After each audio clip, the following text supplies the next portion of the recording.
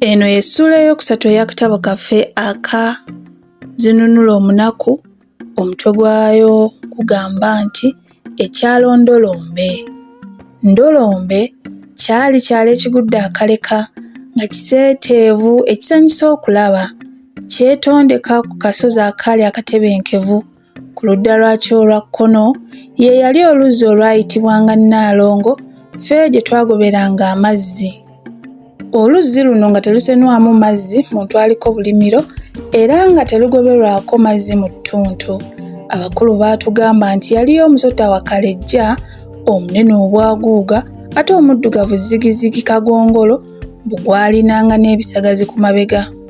Bwe wagendanga emugga mu ttuntu ng'ogusanga gweganzise ku nkoma oba ku mayinja, ensulo mwe zaavanga nga gukommonta oluwa n'akawuuwo nga keetoziira. Naye bwe kaakutandanga n'ogweyoleka nga nno munnange mu bulonda. Kyokka ebbanga lyonna lye namala ku Ndolombe saalaba muntu yenna atunda mwoyo ne yeevaamu okugendayo mu ttuntu okukakasa bino. Naye abayizzi bo baakaliriza ddala nti omusota ogwo gwaliwo. Mu Nnaalongo mwe mwasibukanga akagga akayitibwanga Bunyiikuuli akaasookanga okukulukuta nga kalaga ku bukiika obwa ddyo ne kagenda nga kakiiba era nga bwe kabibira ekyalo ku ludda olwa ddyo ate awalala nga kayitira ddala ku nkingizzi zaakyo, naye bwe kaabanga kali kumpi okukimalako ne kaweta ne keggunda mu ggwonvu eryali mu bugwanjuba bwa Ndolombe. Awo ne kagenda nga kabooyaanira mu ggwonvu eryo ne kalaga ku bukiika obwa kkono, era bwe wabanga ova ebuvanjuba mu kyalo Nnimire ng'okasomoka enfunda 3 n'olyoka ogguka e Ndolombe. Mu kagga kano nga mulimu amakwangala g'ebinoso bwesedde era nga temunnaabwa mukazi yeekubye kagere. Mu ntikko y'akasozi ddala okwali ekyalo kyaffe mwalimu akavulu akayitibwanga Lukende nga temwewogomwa musana oba okweggamu enkuba. Kaali keebunguluddwa emiwaawa n'emicula. Ekiro mwabangamu ekintu ekiwunuuna nga bwe kisinda ng'omulwadde omuyi, naddala buli lunaku omwezi lwe gwabonekanga. Abantu abamu baagambanga nti guzimu, ate bano nti musambwa, abandi nti kikulekule, n'abalala nti mageege. Mu kavulu ako mwe mwalinga entamu omwasiikirwanga n'ekinu omwasekulirwanga entungo, kubanga ku Ndolombe nga tekulimu ntungo, naye nga bw'obaako gy'ogisase nga si nsekule ng'ogitwala ng'ogisiikira eyo era ng'ogyesekulira.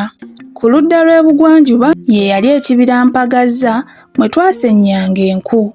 Mwalimu engo gye baayitanga Lwatudde nga terya mbuzi, kyokka bwe yasulanga ng'ekuga ng'abantu tebatwala mbuzi ku nsiko era nga n'abantu bennyini ekiro ery'ebweru tebalisala, kubanga okukuga kwa Lwatudde kwe kwalinga okulabula nti ku Ndolombe kwazzeeko ensolo engenyi era ng'embuzi bazaalira bwayiza obumpwankimpwanki, ebiwata n'amalagala.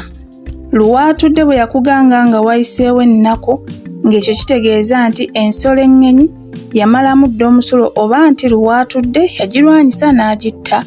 Olwo ng'embuzi zigenda kyere ku ttale era nga n'abantu beetaaya bulungi n'ekiro. Bwe wagendanga mu Mpagazza ng'oleetayo ekintu kya ngeri emu yokka. Bwe wagendereranga enku nga z'oleeta, bwe wagendereranga ensansa nga z'oleeta, bwe wagendereranga amatungulu nga g'oleeta. Bwe wabanga ogenderedde enku n'omala olaba obutiko n'oyagala otwale obwo, ng'oyinza okuleka obukuugwo n'otwala obutiko, naye nga toyinza kuyimbagatanya byombi kubitwala n'obituusaka. Ng'ekkubo likubula n'otataaganira mu kibira okutuusa lwe wasuulangako ekimu oba byombi n'olyoka olaba eryakuleese. Mu masekkati g'ekibira kino mwalimu ekidiba Mpotwe. Omwali ensonzi ezivuluuja obuvuluuzi naye nga tezivubibwa. Nzijukira olumu omusajja bwe baakimubuulira n'awalaza empaka kye yava yessa ku kidiba n'akuba omukono mu ntogo n'aggyayo ensonzi nga ziizo n'azireeta eka anti nga tawakana zituula. Kyazira kukuba mutwe mu nju, enjoka ne zitandika okumusalirira n'azirika.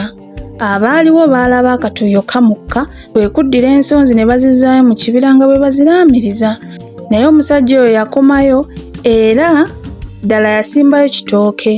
Nze ndowooza ne leero nti singa tezazzibwayo yandigenze ekaganga, ezzangwa gye batambulira ku mabega ng'obwato n'enviiri gye zittirira ng'omuddo.